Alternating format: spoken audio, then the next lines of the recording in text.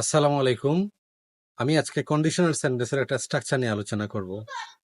If I were a bird I would fly in the sky. আমি যদি পাখি হতাম তাহলে আমি আকাশে উড়তাম। এটা ইম্পসিবল, অসম্ভব বোঝায়। এই জন্য সাবজেক্টের সাথে ওয়ার বসে। স্ট্রাকচারটা হবে if plus subject plus were plus extension. অপর দিকে হবে সাবজেক্ট প্লাস উড অথবা কুড প্লাস মেইন ভার্ব। যেমন if I were a bird, আমি যদি একটা পাখি হতাম। আমরা সাধারণত জানি আই এর সাথে ওয়ার কখনো বসে না। এই কন্ডিশনালি একমাত্র আই এর সাথে ওয়ার বসে। যে কোনো সাবজেক্ট হলেই ওয়ার থাকবে এখানে। এই ওয়ারটা ইম্পসিবল মিন করে, এটা একেবারেই অসম্ভব। যেমন আমি যদি পাখি হতাম, আমি তো পাখি হওয়া কখনোই সম্ভব নয়। If I were a bird I would fly in the sky.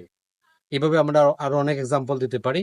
যেমন if I were a mosquito, আমি যদি একটা মশা হতাম, আই উড বাইট ইউ, আমি তোমাকে কামড়াতাম। If I were a snake, আমি যদি একটা সাপ হতাম, আই উড বাইট ইউ, আমি তোমাকে কামড় দিতাম।